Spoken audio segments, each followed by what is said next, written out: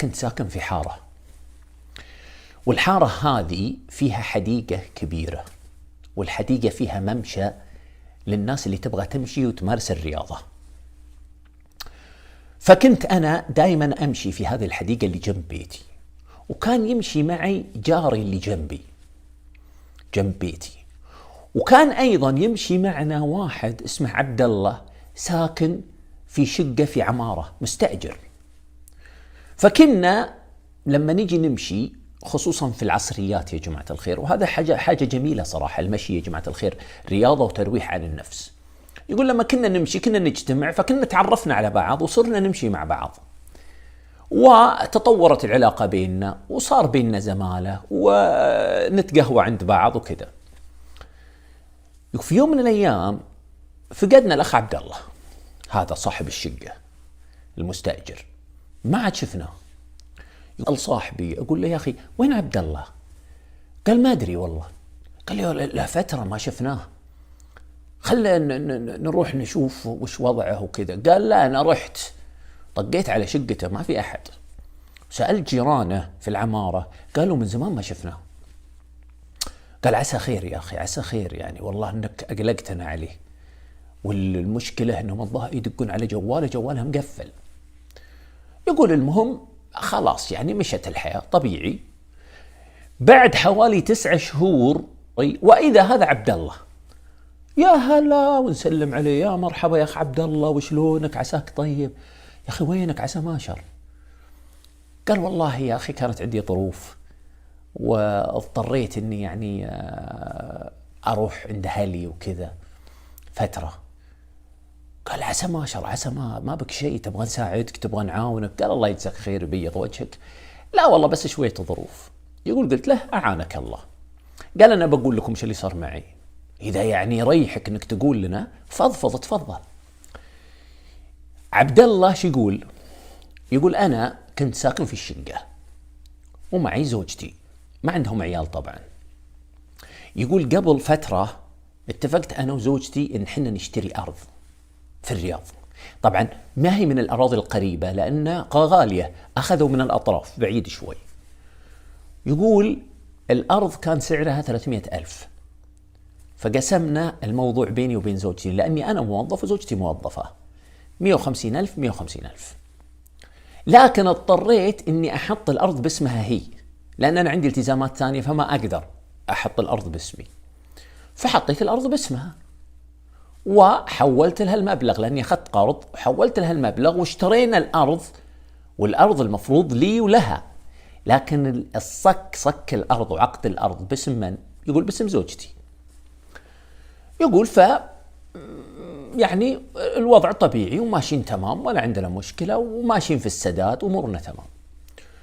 في يوم من الأيام قبل حوالي 9 شهور جاني أحد زملائي وقال لي يا عبد الله يا أخوي أنت بنيت أرضك؟ يقول قلت له لا يا أخي ما بنيت أرضي. قال إلا يا أخوي أنا ماخذ حولك، تذكر يوم ما اشتري أرض جنبك؟ قال لي أذكرك يوم أخذت في نفس المكان اللي حنا فيه. قال إلا وأنت مأشر لي موريني أرضك، الظاهر إنك باني، يا أخي ليش تبغى تخبي علي؟ قال لي عبد الله يا ابن الحلال ما بنينا هالأرض، يمكنك غلطان. قال يمكن إني غلطان.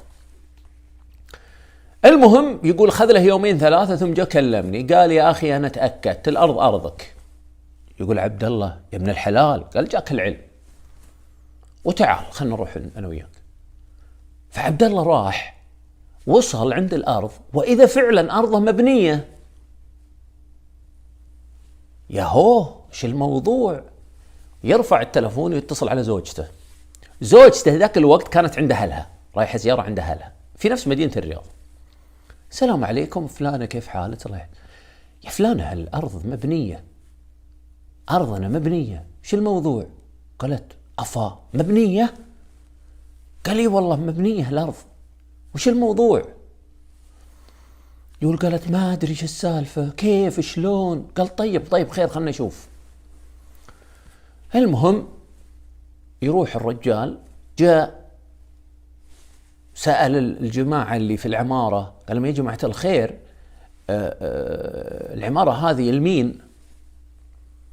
فقالوا لي اللي يتعامل معنا واللي فلان الفلاني. من هو فلان الفلاني؟ أخو زوجة عبد الله.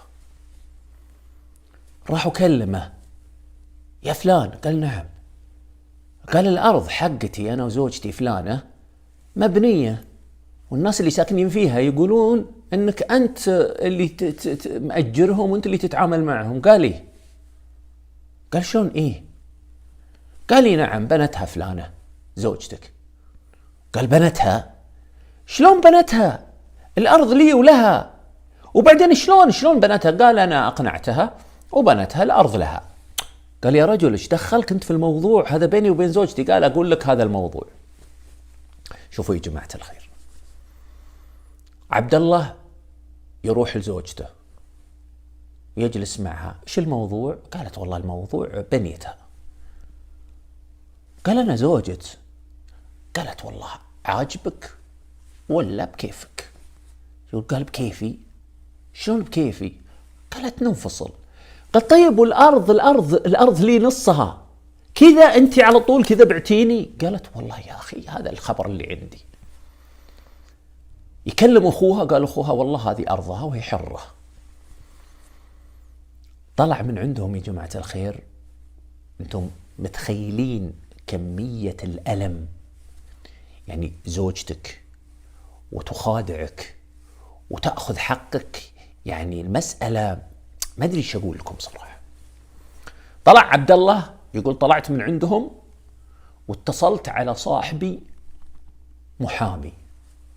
السلام عليكم. عليكم السلام. كيف حالك يا فلان؟ الحمد لله. يا فلان أنا فيني نار، في قلبي نار، أبغاك ضروري. قال تعال يا حبيبي تعال، أنا في المكان الفلاني. جاله، جلس معه وبدأ يحكي له الموضوع. لما خلص قال له طيب خلاص خذ نفس الحين وارتاح واذكر الله. عندك سند وعندك إثبات للتحويلات اللي حولتها لها 150,000؟ قال لي نعم، وكاتب أنا تحويل وسبب التحويل. قال تمام.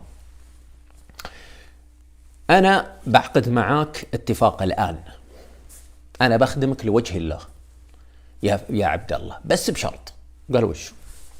قال أولا إذا بديت أنا في الموضوع وبديت في القضية، العواطف هذه توقفها. هذه المرأة تصرفت تصرف واضح جدا إنها ما هي باقية عليك وخلاص، يعني ما عاد بينك وبينها شيء. فأتمنى منك إنه جانب الرحمة هذا والرأفة بين قوسين الغبية ما نبغاها. هذا واحد. 2، أنا أقترح عليك تطلقها، لأنه الإنسان اللي عملت معك هذا الشيء وأنتوا كنتوا في قمة التفاهم وقمة الود وقمة الاحترام والمحبة، هذه معناها إنسانة ما تستطيع أنك تثق فيها مستقبلا. فأنا أقترح عليك أنك تنفصل أنت وياها. قال أصلا هي قايلت لي، يقول عبد الله، قال هي قايلت لي أني أنا بخلعك. قال لا خلاص أنت طلقها وحقك عندي بإذن الله. وفعلا طلقها عبد الله وارسل لها الورقة، وراح طلع إثبات التحويل وسبب التحويل مسجل في التحويل. وهذه نصيحة لكل شخص يحول مبلغ لأحد في شراء أو شيء، تستطيع تكتب سبب التحويل أثناء عملية التحويل من بنكك، سواء كانت تحويل مباشر للبنك أو تحويل عن طريق التطبيق أو عن طريق الإنترنت. تستطيع تحط سبب ويصير مثبت هذا السبب. وفعلا عبد الله طلع الإثباتات وأعطاها صاحبه المحامي، وصاحبه المحامي بدأ في القضية واستطاع إنه يطلع له 150,000. وبعد ما خلص 150,000 وأخذوها، الآن جالس يطالب بالأضرار والأمور اللي هو تعرض لها. يبغى تعويض مالي، واحتمال يصل المبلغ اللي راح يحصل عليه إلى 1,000,000 ريال تقريبا، غير 150.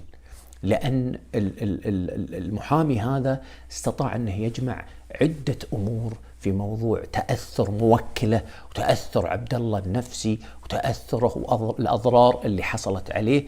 وبالتالي استطاع عبد الله انه يطلق هذه المرأة، واستطاع انه يحصل على ماله وحقه، واستطاع انه يحصل على تعويض ضخم.